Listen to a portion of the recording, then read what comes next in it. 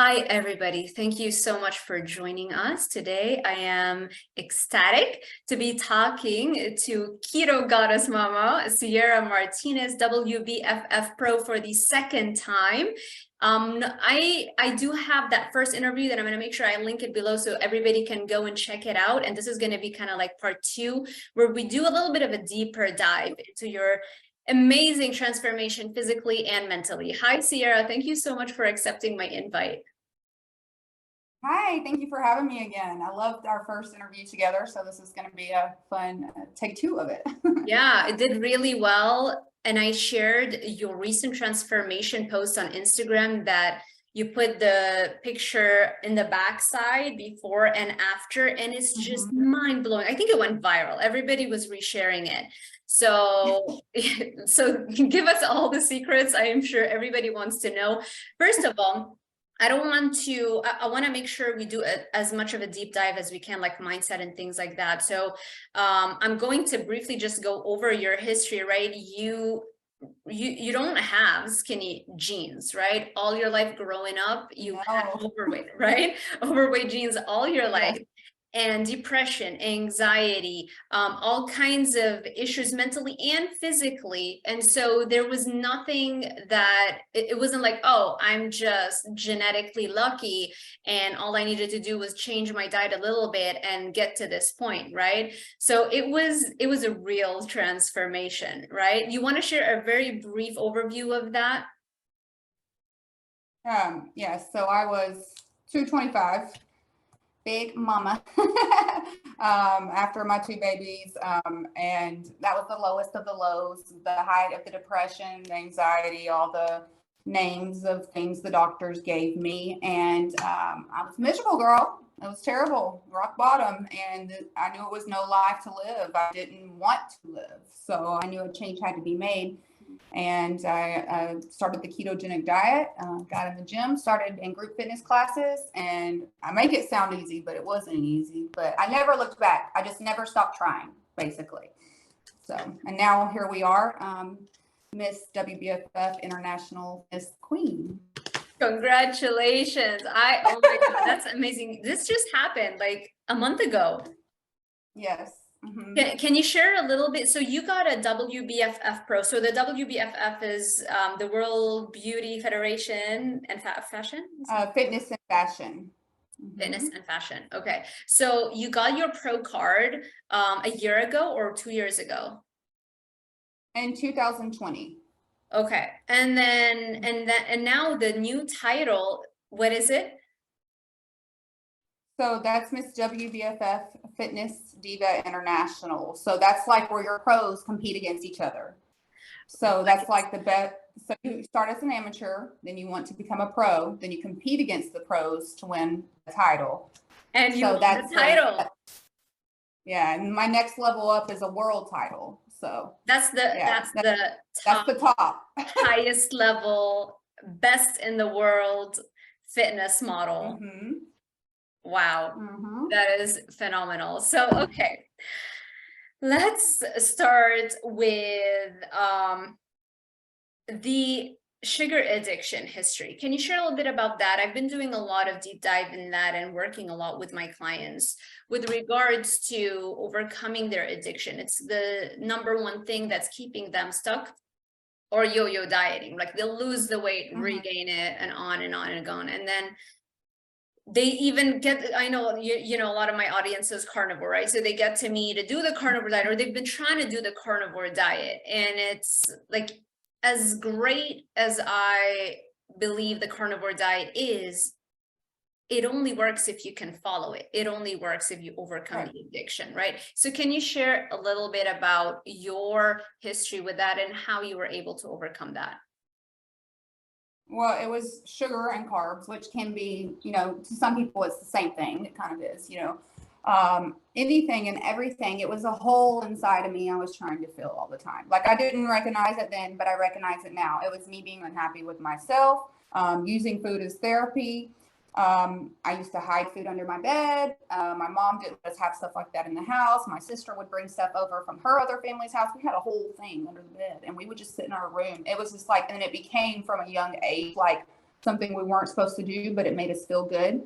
So we did do it. And then it carried on for until 2017 when I got my stuff together and started keto, because I was such a binge eater, because it literally lights your brain up like cocaine. We all know this.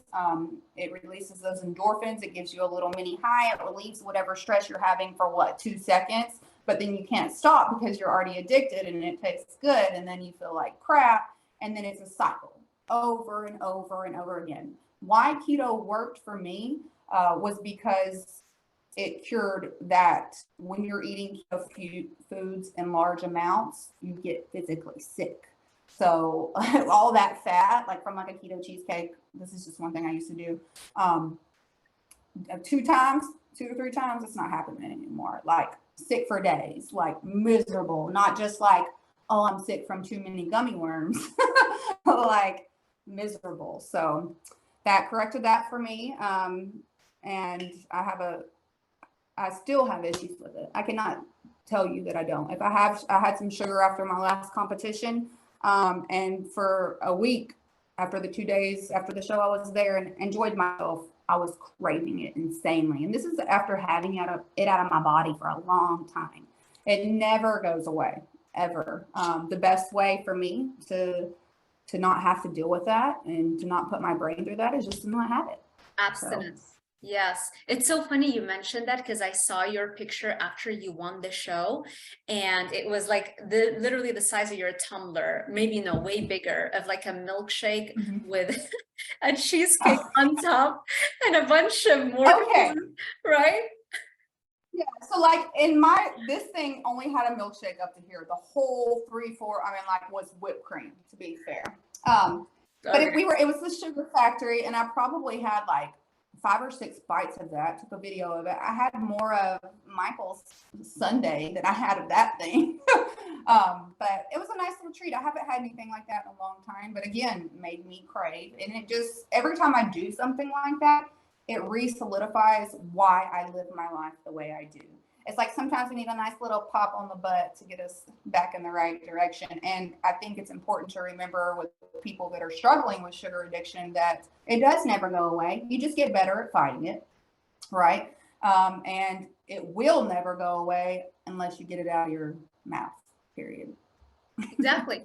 You take a drug by definition, it's like an itch. If you scratch it, it grows more intensely. So you take a drug, you think, oh, I'm satisfying the craving. What you don't realize, it's only intensifying that craving, and now you want more of it, right? And that's what I do with my clients too, like abstinence. Sometimes if they'll slip up, we try to figure out why this is happening. I work a lot with regenerating their dopamine and D2 receptors by exercise. It literally heals the damage from their history of sugar addiction. And so now eventually, as they get more and more fit, what that means is that their brain is healing more and more, so that now they're at a stronger position to fight off the cravings that come after any kind of slip up. And then what you notice is that the slip ups become less catastrophic. So maybe you would be slipping up with 3,000 calories, now 1,000 calories, and you feel like, oof, it's like just too much dopamine at once. I'm good, Yeah. And so thank you so much for sharing that. That's so important for people to hear, because sometimes they will see somebody like you with that phenomenal transformation, like, Miss International, right? Did I get that right? I have to remember those titles. Yes. Yeah. Okay. And they look at you and they're like, they put a label on you, kind of like to get themselves off the hook. Like, she's different. She's got something going for her. I could never do that. Right. And so when you share that you're still struggling and sometimes it still happens and you still have to fight off cravings, it really gives people hope and belief that this is the process. This is what it's like. It's never going to be perfect like that, right? You're going to go through a bunch of obstacles along the way. And it's just about falling more gracefully over time. Right. And not letting one slip up turn into 3 days or a week letting it be that night and waking up and not beating yourself to death in your brain for what you've done. And then the guilt, oh, I need a burrito now because I feel bad about myself or whatever. I used to do this, okay? And it's just like, give yourself grace. We are human. We are imperfect. No one is perfect. And when I got that through my head, and I was just like, don't even think about it. Don't obsess about it. Just get up and go again. It's just like one foot in front of the other, one step getting better every single day. That 1%, I know it sounds cliche, but it really adds up. Like that is what has made the biggest change in my life, like over the last few years. So. Yeah, there's a quote or some phrase that I've heard that I think is just so powerful within this context, that, you know, the difference between success and failure is so tiny. It's too scary to even think about, you know. It's just about getting up one more time, assessing what went wrong the last time, and improving your process. Even if by 1% you improve it over time, eventually it's inevitable that you're going to reach your goal. But what happens is that most people get into this self-defeating attitude. It's like, I've tried 5 different diets, or I've dieted for 20 years of my life, so that's it. I don't care anymore. You know, it doesn't work. And it's not that it doesn't work. It's that every single time you tried, you didn't have the full answer. So it was like a partial answer probably, right? So take the good parts of it and just look at the patterns. What are the patterns you keep repeating? And I really have come to realize, and what I've noticed, just phenomenal success very, very recently with my clients, is the whole dopamine and just exercise intensely, like really intense, to repair the damage from that binge as quickly as possible. Because after that binge, you're in a very vulnerable state for, like, you know, a few days, a few weeks, for some people a month.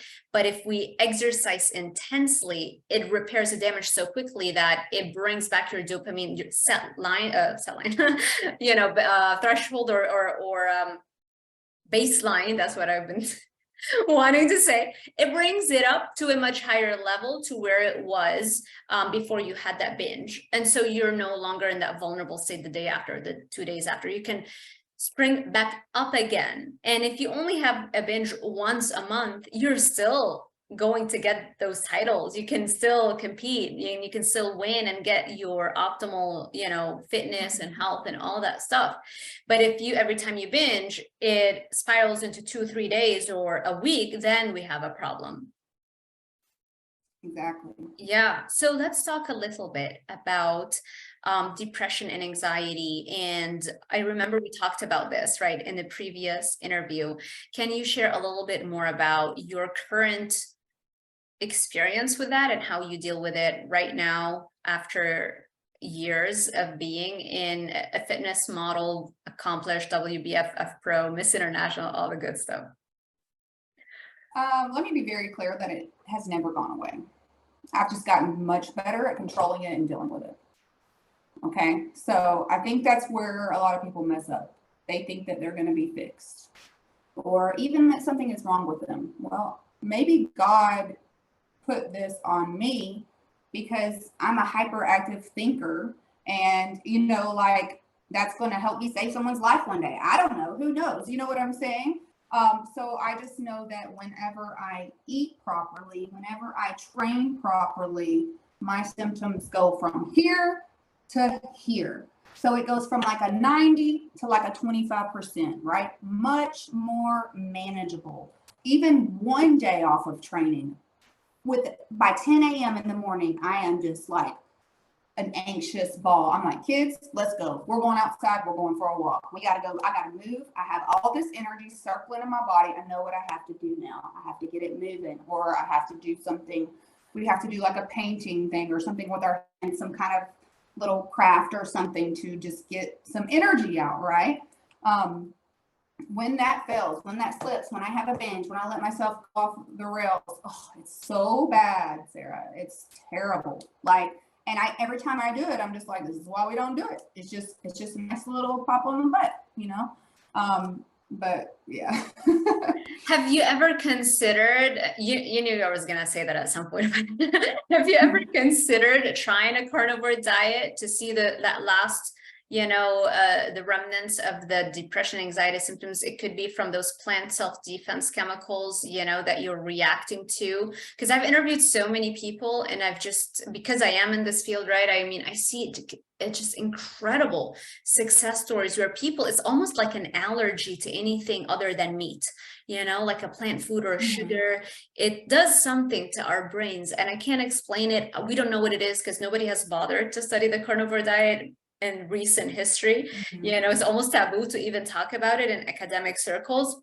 So have you ever considered that or tried it? I have, I eat a significant amount of protein, but I do eat some of the other macronutrients as well. I don't think personally I could just eat meat all the time. But I mean, I'm up there. I'm on 180, 200 grams of protein a day. So we got a lot of mass to feed and maintain, and we're trying to grow now. So you're in the building phase for world. Yes, do you have a timeline for Worlds? Yes, Worlds this year is in August. However, I did suffer a hip injury right before the last competition. I'm just only about 80% better right now. So I'm just getting my strength back in the gym, and it's not doable for me this year. I'm going to go and support and be there and work, but not competing. So it's pretty exciting though. I've never been in a build this long. So it'll be August of 2024. Oh, wow. You pushed it a year just from the hip injury, right? Yeah, so just to be safe. I mean, like, I'm training pretty hard right now and I can push it, but like I just taught 2 posing sessions yesterday, and when I have to get in the positions, it's not there. So I know I was scared to death in Orlando, girl. I thought I couldn't pose that whole week before the show. I was like, oh my God, I'm not gonna be able to do this on stage. It was that bad. Like, nobody knew about it. I didn't tell anybody. Wow. Except for my coaches. My coaches knew. And they were like, just don't practice until the day of the show. Don't do anything. Stay off of it. And that's what I did. And God got me through the show, and God gave me the win. So you did it. It paid off. You pushed through. So proud of you. I mean, I think I've been following you for years now that I think about it. It's been years. I think it was from keto groups. Yeah, was it from keto groups? I think I was one day I needed to find somebody that was genetically like me, and that they never had skinny genes, and that they were able to transform their bodies. And it's just so hard to find that. Most fitness models, they're very skinny, and then they just go to the gym and they're consistent in the gym. It's easy to be consistent in the gym because you do secrete dopamine while you're training. That's not as hard as somebody who genetically puts on body fat and growing up overweight and pudgy and all that stuff. So I remember what must have happened, I think I was in one of those moods where it's like, oh my God, like another failure with my diet, another failure with my attempt. And it was just so low, and always like go to Instagram, check like the hashtag weight loss transformation and see all of them. I think that's how I found you. Yeah, and I was like, wait a second, there's like, you literally blow all of the excuses away. It's like, okay, so she has the genes to put on body fat very easily. On top of that, it's not like she also has depression, which I've struggled with. And the thing is, now I know that depression was just the withdrawals from my sugar addiction. It's not like that's why I've always struggled with that. She has the anxiety. So it's like any excuse like I could have ever found, like, you blew all that away. And that's why it was just so inspiring. And ever since then, it's like I don't think there's any post of yours that I haven't liked in years. Well, thank you. Yeah, you deserve it. It's easier when you have somebody that has done that for you to believe it, that it's possible. It's harder when you don't have as many inspirations ahead of you, when you're like you're the first person in your family, let's say, to do something or to transform your body in a way, or to break some record, that's always harder. So you're very inspiring, and obviously that's why I'm constantly sharing your posts, inviting you over, and just wanting people to be inspired. You know, those before and afters, I used to do the same thing.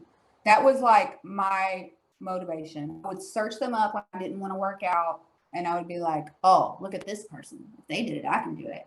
And then I just kept doing that, and it would get me to the gym when I didn't want to go. This is like in the first like month or two, right? And then I think about a month and a half, 2 months, I decided I was going to be one. I was like, I'm going to be one of these one day. I was like, I hated taking the pictures, girl. I hated taking the pictures. You can see it in my face. Whenever I show the ones of my front face, I'm like, Yeah. I was like, I'm like, because I was so unhappy, so uncomfortable. I knew I had to do it. It's like, I have to take all these pictures and do this. And I've documented the whole thing. And I think that's really cool. Maybe to not the extent I could have, but what I could do with my situation. And when I say I've been through it, I've been through it. Any excuse that any of my clients or anyone that comes to me with advice can give me, pretty much I can be like, we can find a way around it if you want to, but you have to want to. That's the thing. It's like, you can believe more in the excuses, the ailments, how you grew up, you know, your old story, or you can believe in the new version of yourself that you want to create and the life that you want to live, and not get sucked up in this hole of what you don't even love that you are creating more of. That's what I can't understand, because I do understand now, but you know, when you're in it, you don't. It's like you call your mom, you call your sister. I'm so miserable. I'm just talking about it. I'm literally feeding it. Right. You know, like, get off the phone and get your butt to the gym or to the grocery store and buy some healthy food. You know, it's like, I'm sorry, I'm not trying to say that in a mean way, but it's just like, oh, my poor leg, my poor this. I had the broken leg. I mean, like, I had 2 babies under 3 at the same time, and I still got up, and that was the time that I got up and started getting it done. And so many tears, so many setbacks, a divorce, a move, job changes, I mean, all kind of stuff in the middle. But I knew that I would not go back to that, period. I will never go back to that. I think I told you I even held on to my like bigger clothes until like right before I had this baby. Like, I held on to some big clothes because I had this internal fear that maybe one day I'll get bigger again. And then I was like, no, it's not going to happen again. It's never going to happen again. Like, literally, you know, what I do with the competing is what pushes me forward and gives me goals for myself. Sometimes, like, I feel like with lifestyle clients, perhaps they need a bigger goal. Does it have to be a competition? No, but it could be a marathon or a Spartan race, or, you know, a weight loss program or something at their gym where they win some money. That puts a fire under your butt. But when you get to where you want to be, you can't just stop. That's another thing I see. I see the stop. I see the revert back to old patterns.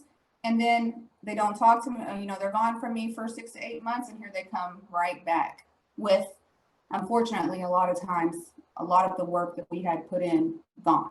And then we start from scratch again. You know, so it's just, you have to get to a point where you're fed up with your own BS. And a lot of people don't want to hear that because they don't think it's them, but it is 100% us. And once you recognize that and you realize that, and you get fed up with your own crap, and you say, how much effort am I worth? Am I worth getting up early and going to the gym? Am I gonna, I mean, I think I told you this before, I'm not sure, but I still argue with myself in the morning when it's time for cardio. I mean, like, probably 50% of the time I ask myself that question, how much effort are you worth?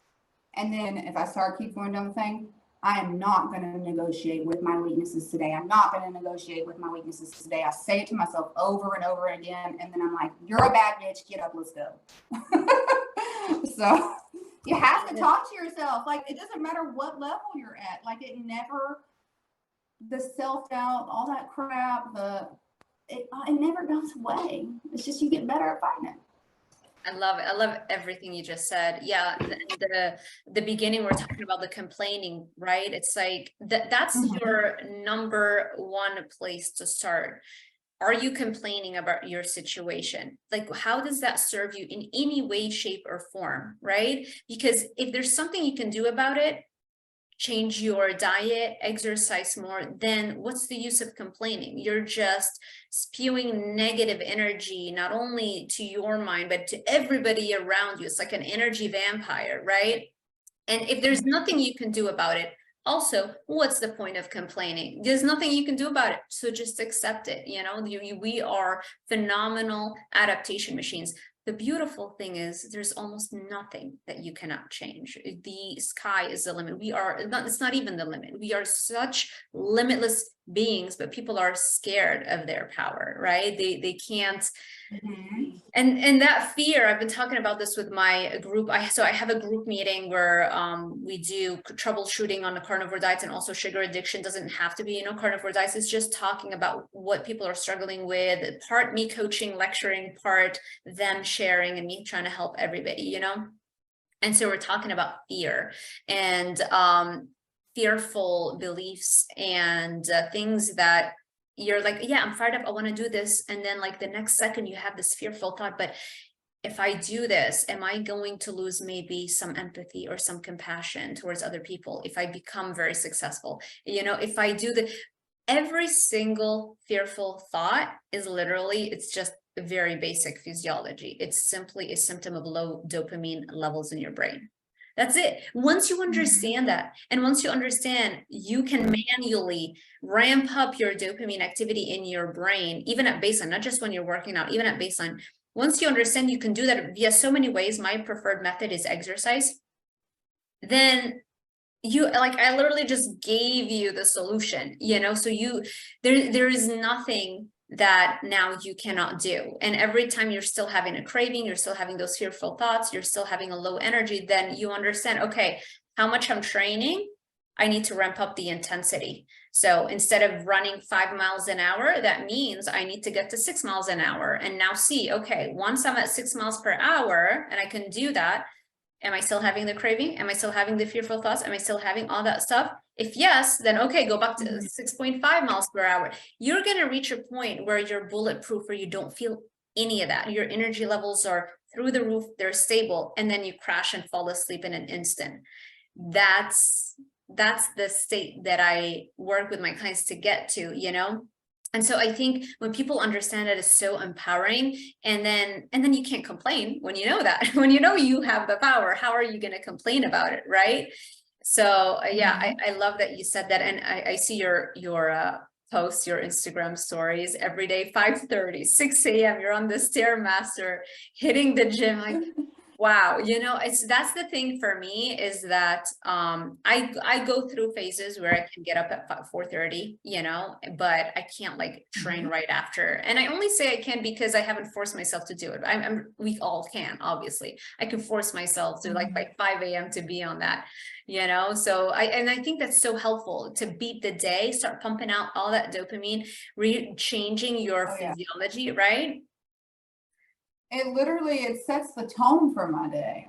Even if I don't have cardio, a lot of times I will just go walk. Like, it's just steps. I can get back to emails. I'm awake before my whole house. It's hectic. I have 3 children, so it gives me time to simply brush my hair, wash my face, brush my teeth in peace, because I can't tell you what that does for me without someone tugging or pulling or needing something. Right. And then I get to get in the car and fill my brain with positivity. Either some pump you up music, a podcast, whatever it is, on the way there. It's literally my only alone time.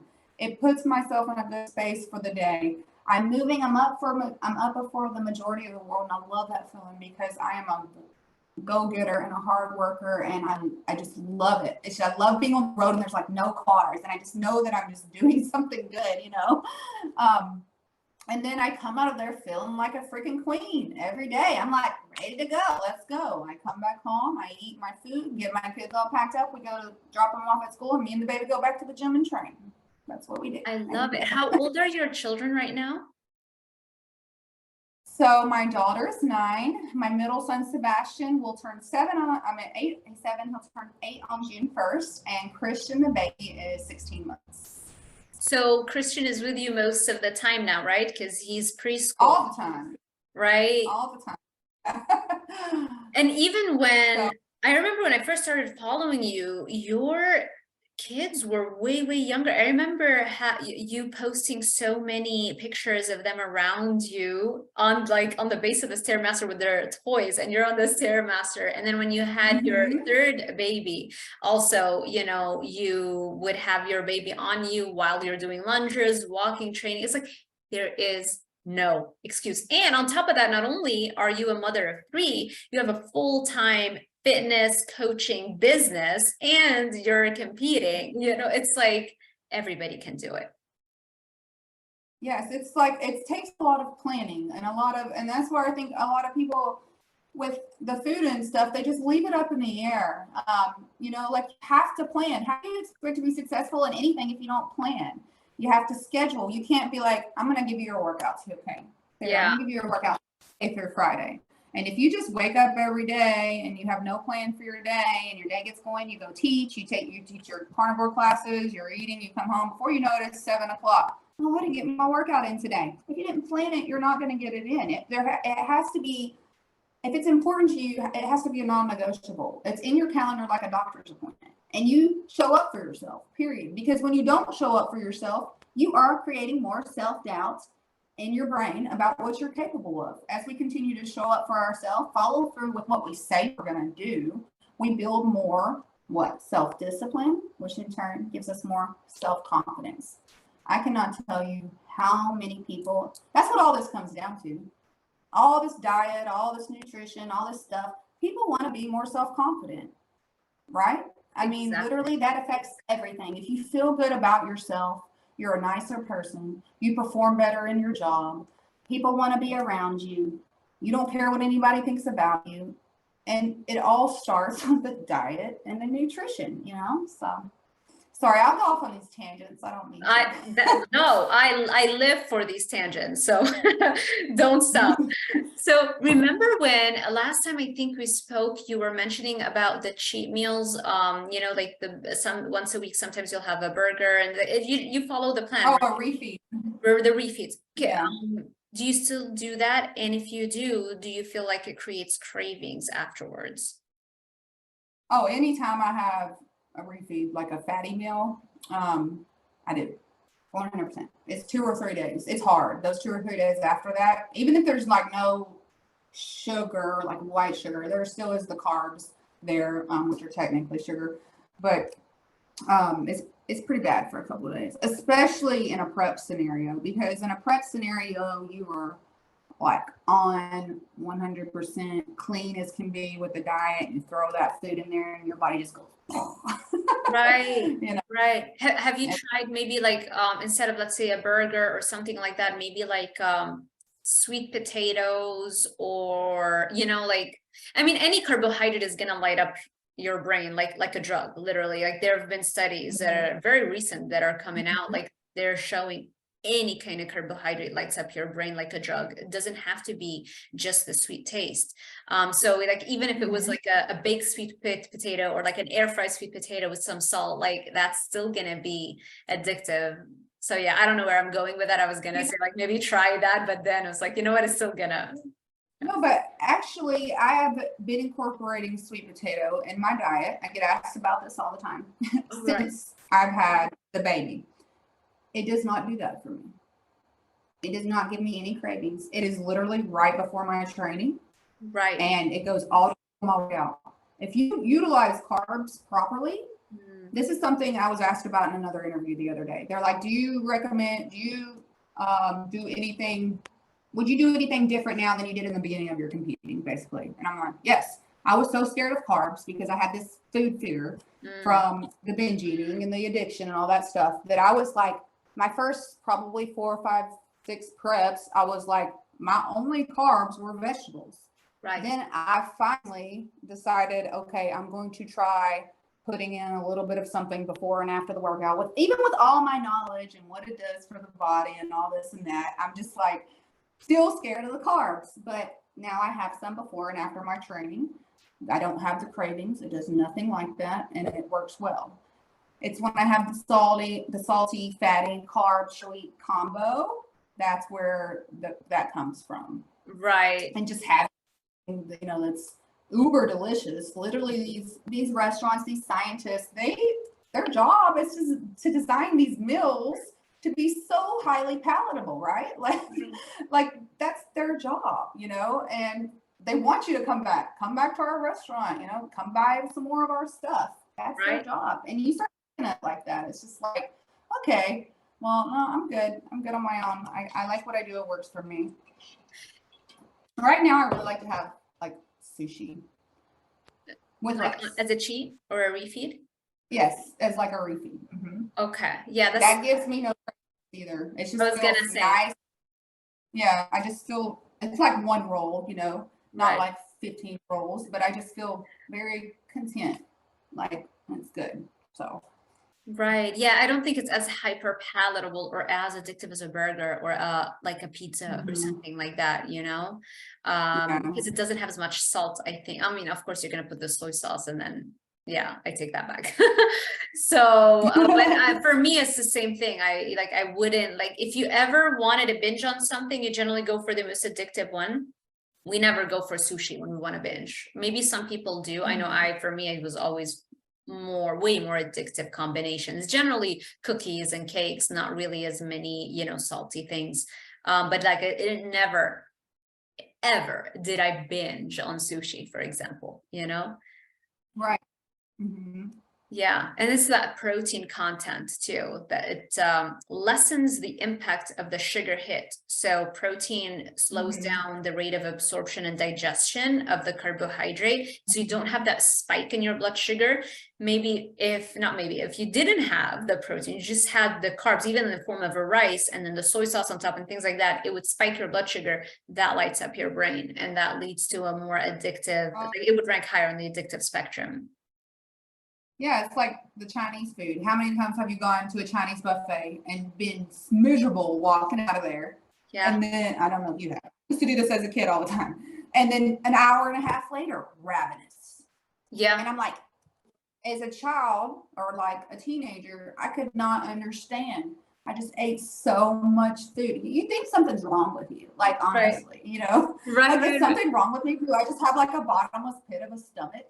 Like I just can't eat enough, you know? Yeah, I remember having the earliest experience of me overeating and feeling like I did something there. I'm not sure what happened, but I still remember this memory to this day. I was in the mountains at my grandma's house back in Lebanon, and she had baked this huge custard thing, you know, with like you put like biscuits on the bottom, yeah, and then like chocolate pudding and then vanilla pudding on top layers. It was like this huge pan, huge. It's in the fridge, and everybody, when there was some activity in the afternoon, and I was like, I'm staying here. And I remember eating so much of that, and I think that was like the first or the earliest memory of me binging. And I think maybe I was 11 or 12, probably around that, that age. Yeah.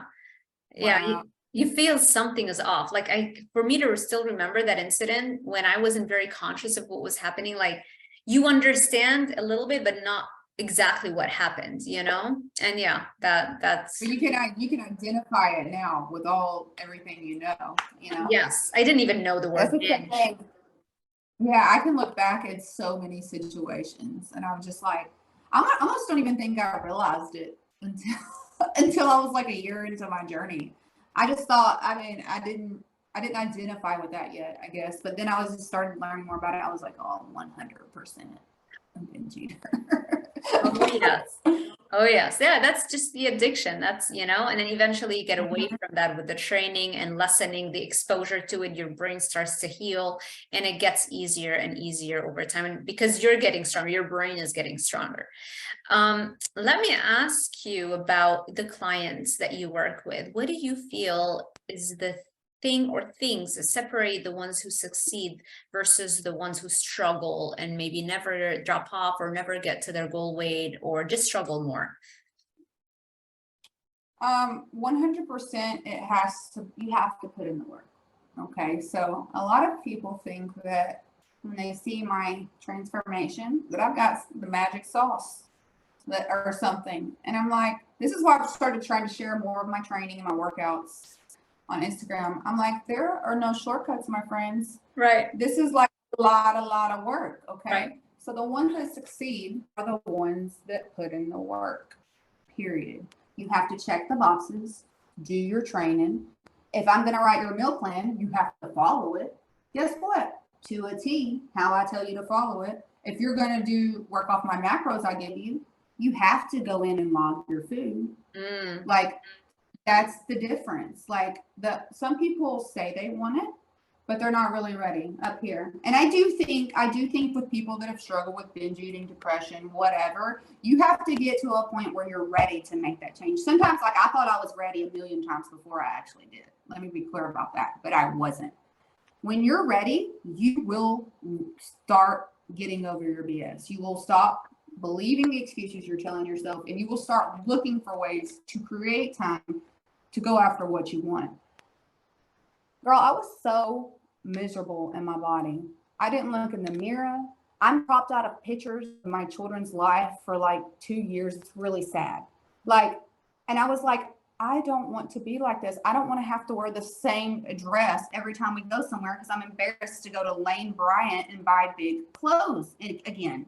Like, you know what I mean? Like, I don't know why or where this desire to be a model or look, I've wanted to be a model since I was a little girl, or to have I always wanted a banging physique. Like, it went from wanting to be skinny to wanting to be muscular. Cause you know, like when I was brought up, you know, I graduated high school in 2004. We're in like the Britney Spears, Christina Aguilera, like these tiny little girls, like no muscle at all. And that's all we knew back then. But I just always had this desire to be like this. And I was just like, I always like to get dressed up and do all the makeup and all the fun things. And, you know, as I got bigger, it was just so, again, miserable, cropping myself out of photos and stuff like that. And I was like, I'm not going to do this. I was like, I want to be a good mom. I don't want my kids to live like I've lived. I want to set a good example for them and, you know, just keep putting the work in. God told me to do the work. Literally, I've written a post like this. He's like, you just keep showing up and you keep doing the work, and things are going to change. And that's what I did. I've done the work, and I continue to do the work. Doors keep opening, things keep happening, and it is literally exercise and nutrition saved my life. Like, I give it all to God, and for Him putting that in my heart so deep, because like I can look back over my life and see, you know, like I was trying to teach little classes at the like when I used to work at the church, like in with the kids. I was trying to teach them little stretching classes and stuff like this. Like, I've been, this thread of fitness and, you know, health has been in my life, if I look back now, for a long time. He's been showing it to me the whole time. It wasn't until he had to take me to that point of the low that, you know, I finally got it, like knocked me over the head, right? And then here we are now teaching other women, just like you are yourself. Like, do you think that you could teach other women or people in general as well if you didn't go through your own binge eating struggles? Exactly, right? You couldn't, you know. And you know, I had to go through all that crap to be able to identify with people, and it's truly my purpose. You know, I believe it, I feel it, I live it. I teach other women, and I get so much gratification from it, because sometimes it's simple. It's a simple thing that someone needs to hear, that light bulb goes off, and you never know what it could be. Someone could be listening to this right now, and they're hearing something that they're like, okay, I'm done. I'm ready to go, you know? And you just have to be there for them. And a lot of clients want a friend. They just want someone to talk to. True. You know, I'm sure you've recognized that. Some clients want get it done, drill sergeant, let's go. You know, you learn how to wear a lot of different hats and a lot of different faces, but the main thing that separates them is who is willing to put in the work, you know, in the gym, tracking your food, and it doesn't end there. It's your mind every day as well too. I love it. Yeah, and you're right. It's like I feel like I'm more of a therapist in my work, because it's really all about the mind, really, and seeing where they are on their journey and knowing how to push them from one phase where they are to the next phase they're ready to get to, you know. I think the last phase is being comfortable with the discomfort. Like, this is why people try to always run away from, right? That's why they don't want to do the work, or they want to, but then it's like, oh my gosh, this is too hard. This craving is too much, you know? And so so for me, really, like, that's the number one thing I can share with everybody that's listening, is that you can become stronger, so that that craving, the next time it hits, you don't feel like it's just as hard as it was before. And there are so many ways to do that, but you know, I have a PhD in exercise physiology, so obviously I'm biased towards that, but I think I cannot think of any other more effective method to strengthen the mind, kind of like what David Goggins, I make all my clients also listen to. Yeah. He is it. That is the answer. You know, you build, what does he say? Like, he's scarring on your brain, you know, so it becomes stronger.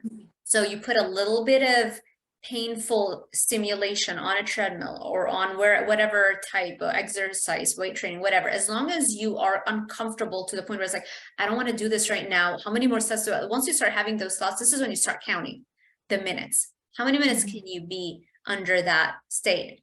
And that's going to directly correlate with the strength of your mental, you know, and the more minutes you can put under your belt, or the more intensity, the more you can increase intensity, that pain also correlates to a stronger brain, so that eventually you can get to a point where you feel limitless, bulletproof. And that is where you finally get it. It's just that getting people to understand that, trust me, there is no way around it. I've tried, I've looked everywhere. I was running away from you got to go through it. Yes. 100%.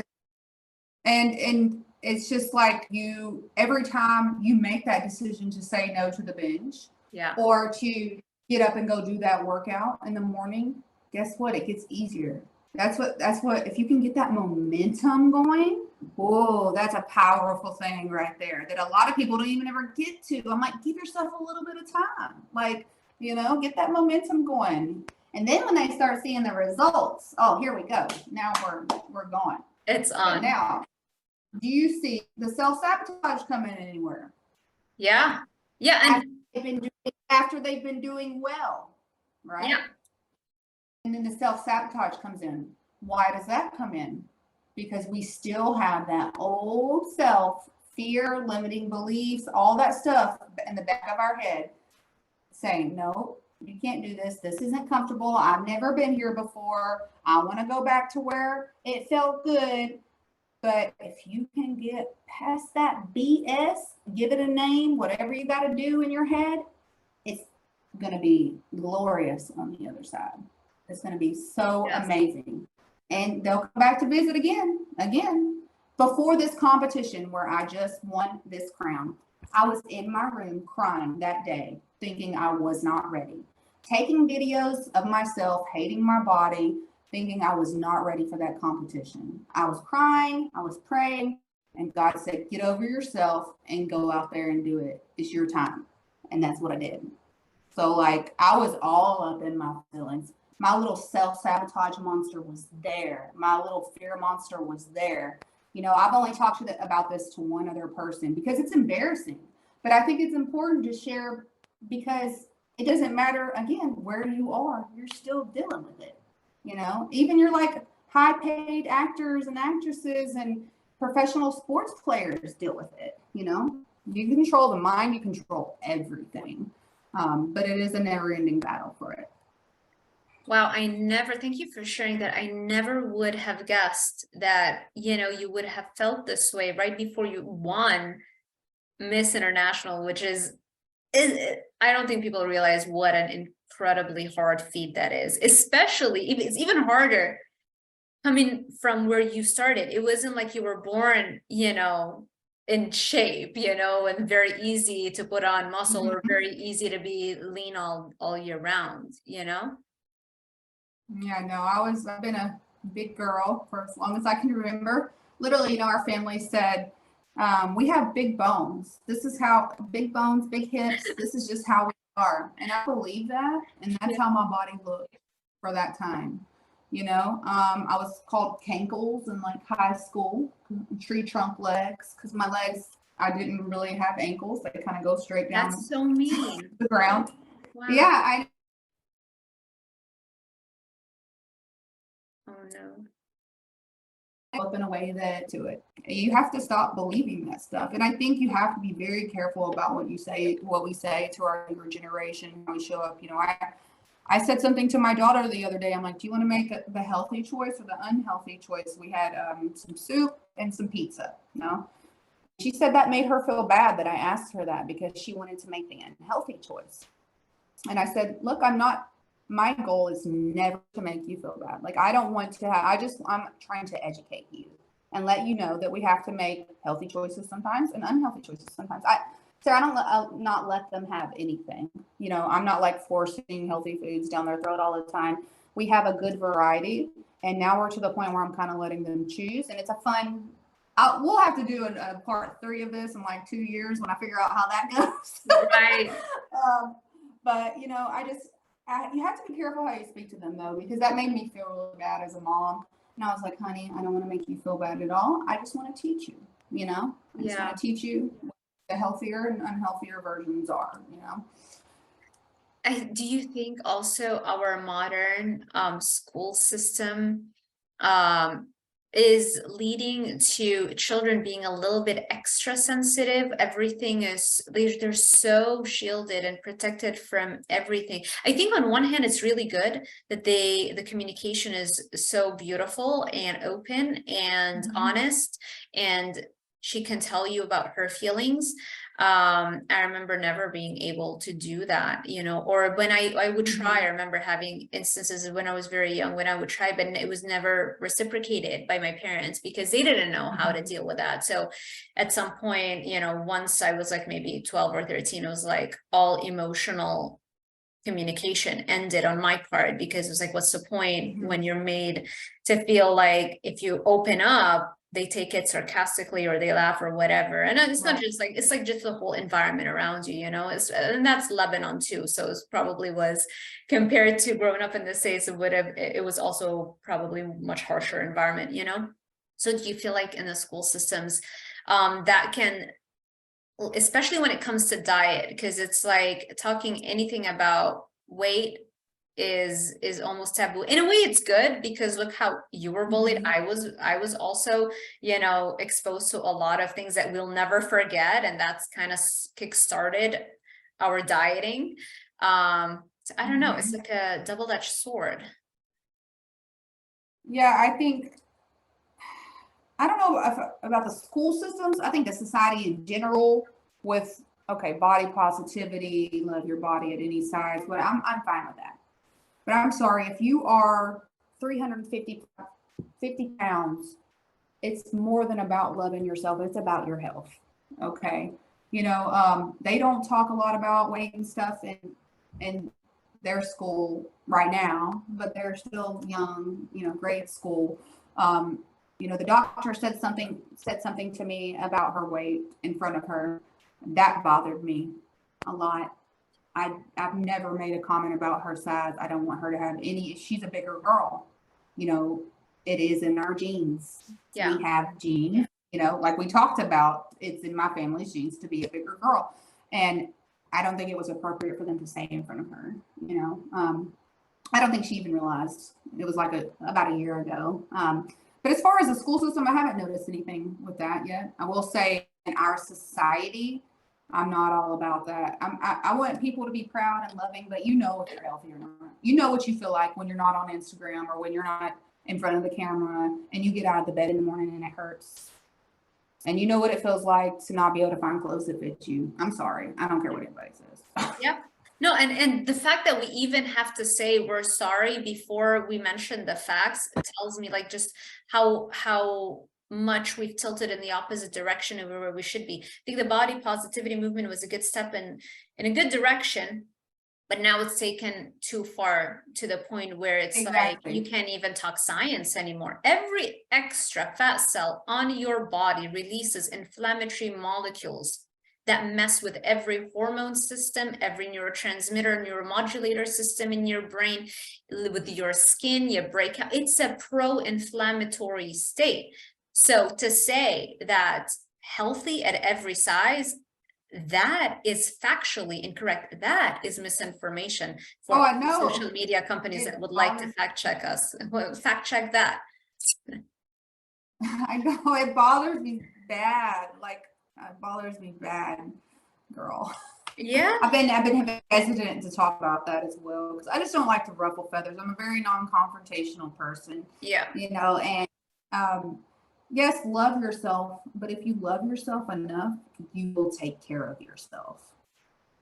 100%. Yes, and every person who's overweight or obese knows this and agrees with that anyway. You know, it's just sometimes they're so tired of trying to get leaner, healthier, fitter, and it's just not working because they don't understand the power of addiction. They don't understand sugar has been shown to be even more addictive than heroin. I mean, when I read those studies a few months ago, my mind was blown, you know, and that since then I'm like, I don't negotiate with my clients. It's got to be abstinence. This doesn't mean that sometimes they won't slip up, but now I know how to make sure I heal their brain fast enough so that even if they do slip up, it's not as bad. You know, they don't need to eat the 3,000 calories to feel good. They can get by with 1,000 or whatever, you know? So, because people, the more overweight you are, the more obese you are, the higher you rank on the addictive spectrum, which means the moment you cut those out, you're literally like a heroin addict going through withdrawals. Of course, it's going to be almost impossible without understanding what's going on, you know, and we're not understanding the addiction as a society. We're not touching the addiction part of this. I mean, the Academy of Nutrition and Dietetics, who should be the first organization to be talking about this, they're investing in those food companies that are creating even more addictive, right, versions. They invest in them. They work. Don't get me started. Yeah. I go off on they're all in cahoots. They're one and the same. They sit on the same boards of those food companies. You go to the Academy of Nutrition Dietetics conferences every year. It's like a showcase for the food industry. It's all carbs. It's all sugar. It's criminal what they are doing and what our politicians have allowed them to do. And to give them the authority to license the practice of dietetics, that is criminal behavior. And the only reason they do that is because the Academy of Nutrition and Dietetics has accepted all this money from these food companies that make easy money, because it's like drug dealing, legal drug dealing. Of course, you're going to make a lot of money when you sell drugs, right? And so now the Academy of Nutrition and Dietetics has a lot of money, and they can afford to influence our politicians, help them get elected, work hand in hand with them. And then the politicians go on and write laws that are pro the food industry in the Academy of Nutrition and Dietetics. We need to wake up, and we need to demand that this changes yesterday. Anyway, that's my rant. I agree 100%. And then it's like, let's get us all fat and sick. And then here come the pharmaceutical companies that they're all affiliated with as well, with your magical medicine. Right. Okay. Don't even get me started on the shot. Oh, yeah. For diabetes that everyone is taking to lose weight. Yes. This kills me. I'm like, why are we still looking for a shortcut? Right. Right. They're losing way more muscle than they're losing body fat. So their body composition is going in the opposite direction, right? And they're becoming skinny fat. It's slowing down the digestion of the food. So now you have a higher chance of developing heartburn, messing up your esophagus with all the acid, and it just, whichever way you look at it. I mean, in rats, it consistently leads to thyroid cancers in a very short period of time, whichever way you look at it. Yeah.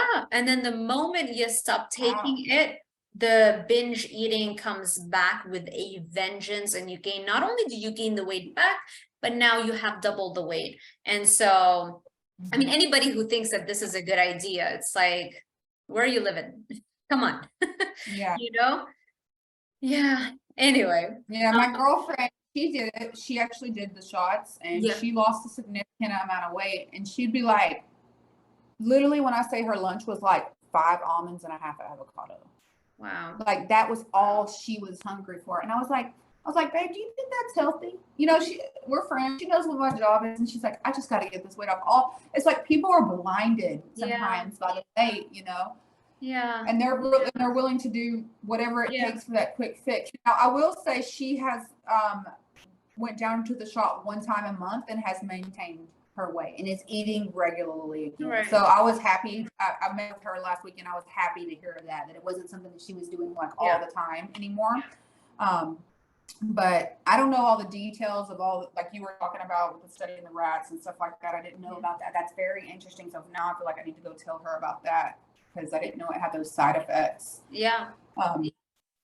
Yeah. But I just want people to go after it. It's like you get so used to feeling a certain way in your body and how you show up in your life. And it's like a lot of people never even really get to experience what it feels like to feel really good and to perform really well, you know, just like in everyday life. Like, you know, it's such an incredible thing, our life. And you have to want to live it, not just, you know, survive through it. Right. It sounds corny, but no, it's just like, we want to thrive, you know, we didn't struggle just to live a normal average life. We want to thrive and optimize, and we want to look at our struggle as the greatest advantage that we have. Like you were saying, if we hadn't gone through what we went through, there is no way we would understand how to help other people the right way, you know, because let me tell you, everything they taught me in dietetic school was wrong. If I were just to apply that, no one would get results. And I tried to apply that when I first graduated, and I wouldn't get results. And it's really, you know, disheartening as a fresh graduate, like, you know, something about made me think that the fact that she's down to less shots now could be because when you take the shots, you're not eating as much. You're not, it's like you're not injecting as much heroin because you physically cannot inject that drug anymore, right? And so your brain gets a chance to heal. And so now, because the dopamine D2 receptors, all the other neuromodulator systems went back up, they got a chance to recover a little bit. So now, because you have this higher activity in your brain, you feel better and you need less of that drug because you naturally aren't ingesting that drug. But you're still not an abstainer 100%. You still know what the drug tastes like. And so once the side effects, because now everybody's in the honeymoon phase, right? Once the side effects start happening, what are you going to be on that shot for the rest of your life? What happens when in a few years you start having nodules on your thyroid, precancerous nodules on your thyroid gland, right? There are so many side effects, and eventually you're not going to be able to put on muscle as much. I mean, and those are just the side effects we have literally just discovered. It just rolled out, you know. What's going to happen when the studies come out and you know everything that's happening to your system? You know, that's the thing. So, but anyway, let's talk a little bit about, you went through a very stressful divorce, which also affected your finances. How were you able to stick with it? That's another, you know, the hashtag no. Oh my God, that was, I think that was harder than I mean, it was right there with the rock bottom, because I was like, finally, my kids were a little bit older, you know, so they didn't need like hands-on 24/7. I had found my groove, doing my thing with my business and all that. And then, you know, we had tried to make it work and it just wasn't working. And my family is a really Southern Christian family, you know, and it was just like, even though my mom has been divorced, it was just like, oh, you don't need to get divorced. You have 2 kids. You need to stick it through the kids. And I was like, I'm miserable. He is miserable. We're trying, it's not working, you know, and that decision was so scary. I'm over here in Texas with these 2 babies. I have no family here, you know. I literally have him and his mom, and that's it. I have nobody else here. That was one of the scariest times of my life. When my coaching business had just started, I probably had like, I don't know, maybe like $5,000 saved up and like 8 or 9 clients when he moved out. Like, that was scary. But again, I trusted in what God told me. He said, you do the work, you keep showing up, I will take care of you. And that's what I've done ever since. Amazing. So, Do you feel like your transformation is like you kind of grew apart, you became like just almost like a completely different person, Do you feel like that oh, yeah. contributed? I think I don't want to say anything negative about him. He's a great father, and when our marriage was good, it was good. I definitely think me changing had a huge effect on that because he's very old school mentality. Wants stay at home, cook and clean, take care of. The life revolves around the family, Right. basically. And as soon as I started doing things for myself, and started looking a little different, dressing a little, it made him very, very uncomfortable, and he could just never fully accept that. And then I started doing like the modeling and stuff like that, and he was just like, oh, is that the right thing to do as a mom? I'm like, I've wanted to do this since I could remember, like the modeling and stuff. Like I can't even tell you, I don't even remember when it started because it's always been in here, like. And I don't even care that I'm almost 40 years old. I guarantee you're going to see me doing my thing until I'm like 60 or older. Me too. Yeah. Yeah. Did you see Martha Stewart, her Sports Illustrated Yes, cover at girl. 81? I was in shock. I had no idea she was in her like, 80s. I didn't know she was either, but I was screaming the praises. I was like, bravo, bravo, because it's just like, just goes so she looked incredible. She was feeling herself, looking good. Like I'm just like, it makes me so happy. Women should not be afraid to be themselves or dress sexy or do anything. Like, we need to have a whole nother thing about this. I could go on about this all day long. You know how much I get judged, girl? Oh, I can imagine. Yeah. And how I dress and how I show up. Oh, it's a little bit ridiculous at some points, but yeah, I don't care. That's the greatest part. I don't care. I'm so happy. My kids know I love them. We have a great, household now and relationship. We have a new baby. Everything is good for now, but is that going to be like that forever? No, there's going to be ups and downs. There's going to be things in the world, but as long as we work together and we do our thing and everyone is living in their purpose and happy, it's going to be okay. Well said. Yeah, people love to judge women. Like they would never judge a guy when he's got tons of muscles and posts a shirtless photo. No one dares say anything, but you do the same with a woman. It's like there is a power also in the femininity, and the hotter you look, the more feminine you are. It's very powerful. And so I think people can also feel a little bit afraid of that. And this is why historically all the efforts has always been to control the woman and make sure she doesn't use her power or even understand because we are so powerful. Yeah. Oh yeah, right? And it's funny how I wish we knew this when we were 14, 15 or 18, we were always like low self-esteem. And, I never even thought I looked pretty. Did you know, growing up in Lebanon, no one ever said to me, oh, you're pretty. I remember a friend of mine, when I moved to Miami in my first few months doing my doctorate, she was a classmate of mine. And she like just very casually mentioned, oh yeah, because you're pretty or something like that. I still remember how shocked I was that she said that. I never looked at myself like that because no one ever told me. So I just assumed I wasn't, like that's crazy. Until then, you had never heard that. Never. I still remember just the intensity of the shock that I was in when she mentioned it. She's like, and I remember saying, really? Do you think I'm pretty? I was like, I couldn't believe it. I didn't believe her. It's like, maybe she's just saying it because she's my friend, but here it's different. Like people will literally come up to you and be like, oh my God, you're so pretty, or you're gorgeous, or, we're in Lebanon, there's none of that. It's like, everybody is depressed. and just the people that I was around, like you don't talk. I don't know why it was like that. It's so strange. It's weird. It's different culture, possibly. Yeah, I think so. And I think also like just my immediate environment, maybe there were other pockets in Lebanon. There were different families, different environments. Right. Not me. No, I didn't get that. But my whole family is completely opposite of me. Like literally, my mom is one of 7 brought up Pentecostal. You don't cut your hair, you don't wear makeup, you wear long skirts. Whoa. So yeah, so like my mom would sneak like, little shorts and things like that in her backpack to school. Her brother's telling her, but she was always a little rebellious of that. My grandmother really old school. Then she tried to be like really strict on us as well. But I've been like this. I've always wanted to wear whatever I want to wear and do whatever I want to wear. Even when I was bigger though, that part of me never left me either. I think there's something in there that's going to come out later on. Maybe I needed to design some clothes or do something or bikinis. I don't know.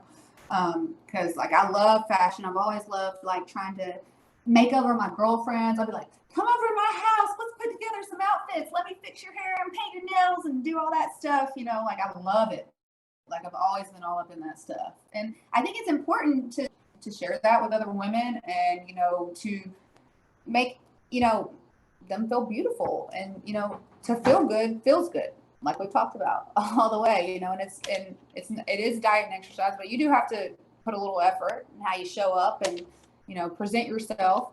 When you get like, the newborn stage with the baby, I started to find I was getting in that habit of like, oh, I don't want to shower for 2 or 3 days. And before I know it, I've been wearing the same clothes for 2 or 3 days. And I'm like, no.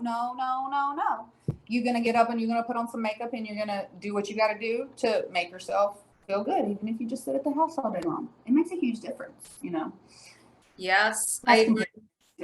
Yeah, no, I love it. We're so similar, like the girly girls, like on the extreme end of the girliness. And I think that's the best place to be, in my humble opinion.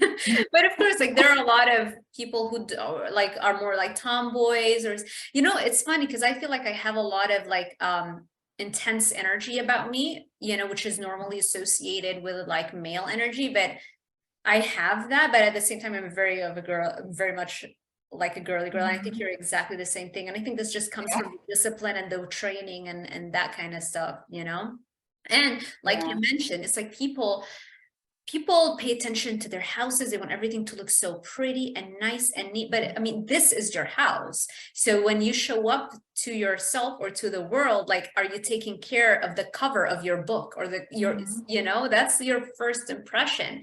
It says so much about you. It says so much about your discipline, your mental health, your physical health. When you have clear skin, it means your hormones are working correctly. When you have thick hair, like, now of course I don't have extensions right now, but I don't either. You don't need to come out. No, I took them out after the show. This is all my hair, but it's I gorgeous. feel naked without them. Right. Yeah, no, yeah, but that's pretty beautiful. I thought you had a little bit there going in, but I guess you want to rest your hair a little bit. Girl, I love the way they look. This sidebar here, but they are not functional in my training in my everyday life. They are in the way. I can't wear them certain ways. My head itches when I'm like dripping in sweat on the Stairmaster. Was it the tape pins? Yes. Mm-hmm. Yeah, remember I told you about my catastrophic experience with that, and it's all my fault because I was like, I'm not paying an extra $10 on the things you use to remove it. I was like, they'll come out. Oh my God, what a catastrophe. Don't do that. I had to cut, like right now, I still have hair in the middle. Like I've cut so short to be able to remove the knots that form from it. It was all my fault. Just because I was out of $10. What?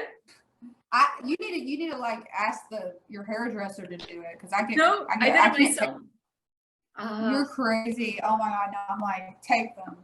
Yeah, they look beautiful, but not functional. It's functional for me because like when I get pretty for like these interviews or if I'm shooting. Yeah. But every day I'm in workout clothes and my hair is pulled back or pulled up. It just doesn't work, Right. The baby is like tugging on them. Oh, I can imagine. Yeah, no. Now I'm doing everything like the right way. Remember when I did that? I think it was like last year, and my income between last year and this year I told you about this, right? I sent you the voice messages we were chatting. And Yeah. so finally I can breathe. Like finally my brand is picking up and it's like really growing quickly now. And so I no longer have to, like, for me now, I outsource everything I can outsource because nothing is more valuable than my time. So anything that somebody else can do, like timestamps for my YouTube videos, Instagram, like I'm just, please do it. I don't have time anymore. And I'd rather focus my time on the things that nobody can replace me, like doing this interview, you know, I cannot be replaced in this situation. So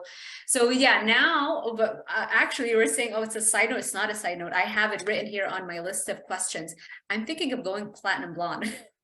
My husband's like, dude, he's been wanting me to go blonde for so long. And I was blonde when I was 22, but it was like, I don't know. I don't remember the experience very well. So what do you, give me advice. Is it a lot of upkeep? Give me something. Oh, it's a ton of upkeep. Okay. My natural's not as dark as yours. I'm like a dishwater, like you can see it under here, like a dishwater kind of sandy blonde underneath. Right. So yours is going to be, you have a very similar hair color to actually a friend I went to college with. Her name was Sarah as well. She decided to do her hair a bright blonde, and it looked beautiful. Her hair took very well, but it was like she hated that root growth. So you need to be prepared for that. I don't know if you're planning to get highlights or if you're going to get like a full head. I would not recommend bleaching your whole head. You're probably going to lose a lot of hair in the process, and it might be multiple processes. So it might take leveling it up. If it depends on how your hairstylist does things. You know, to get it back to there. And you need to make sure that it is what you want to do. Because if you decide you want to go back dark, that's going to be a whole nother process. And I guarantee you probably have to cut your hair off at least up to here. It's going to fry your hair. I can't go dark like overnight. From blonde? Yeah. It's going to look like frizz and fried and blink, because to get your dark hair right now blonde is probably going to take several processes for it not to be like a yellow brassy. I don't know what your hair pulls, different chemicals. I mean, I used to do hair a long time ago, girl, but it's been a while. different ethnicities and things pull different chemicals out of the hair. It responds differently. I think you would look beautiful with blonde hair, but I think I'm gonna do it. I'm that kind of make person. sure It's like, don't do it and I'll do it. What? It's like you gotta commit to it though. Like you're gonna be blonde for a couple of years. Yeah, that's the goal. I love your hair. I love that. That's platinum hair. That's what I want. I want platinum blonde that way. So there are two looks that I love on myself. My natural hair color with the contacts, light contacts, or platinum blonde, no contacts, my brown eyes. And then my brown eyes look very light when I have, well, I remember when I had my hair blonde, it was very platinum highlights all over. Like I kept doing the highlights, it looked very blonde, and it made my natural eye color look very, very light brown. It was very pretty. So that's why I kind of I'm itching to go back there. And my hubby's like, do it. So I'm going to do it. Well, if he likes it, there you go. Right, that's all we need, right? Thank you so much for this advice, huh? Yeah, just be prepared for the upkeep, because it is like, that's the thing. Even mine with my lighter roots, I go every 6 weeks. So every 6, yeah, that's the thing. That's the thing is my time. It's like, so now every 6 weeks I have, how much time does it take for you to do the roots? If it's I get highlights. I don't get a full head. If it's a partial, which is like from here up, that is about 2.5 hours. If it's a full, it's about 3.5. If I'm getting a full foil, so that's like your whole head. And then if I'm doing that and extensions, we're looking at like 4.5, 5 hours. 2.5 hours I can do, because I can take my laptop. You can work while you're waiting, right? Oh yeah, I'll work almost every time I'm in there. I was like, I can't just sit there and get antsy too, you know. So I'm sold. I'm excited. Awesome. I know you have to go, and I think I asked you everything that I really wanted to ask you. Is there anything else you feel like we should have touched upon? I just think that overall, talking about health and fitness it's not just about health and fitness. You have to train your mind as well. If you're not taking care of this, you're going to fail at it every single time. You have to start shifting the beliefs and shift what you're actually going after, and stop letting the self-sabotaging, limiting beliefs, whatever you want to call it, stop you, the fear. A lot of those binges and those self-sabotaging things do come from fear. A lot of women are scared to get attention they don't even realize it from the losing weight and things like that. So just do not forget about, building yourself up, building your brain up, getting that positivity in there all the time, and the rest will follow. The body is a byproduct of a healthy mind. You're never going to get that right. If you do get it right, you'll lose it if your mind is not right. So just keep that in mind. Wow. Beautifully said, Ciara. I always have a blast when we chat and we spend time together. So thank you so much for this. Where can people find you and find your coaching packages? Because you are one hell of a coach. Oh, thank you. So I'm on Instagram at Keto Goddess Mama. And then if you'd like to reach out to me for coaching, it is sculptandshinefit@gmail.com. I will make sure I link the exact email, Instagram, everything in the description box of this YouTube video, and it'll be, I'm sure, on the screen, our Instagrams as well, so people can follow you and be inspired every day. And yeah, that wraps it up for today. Thank you so much, WBFF Diva, Miss International Ciara Martinez. Thank you for giving us this hour and a half, and thank you everybody for sticking with us till the end. I hope you enjoyed this kind of content. If you did, make sure you give this video a thumbs up, subscribe, and hit that little notification bell icon so YouTube alerts you every time I post a new video. Thank you all for watching, and I will see you in the next one. Bye everyone.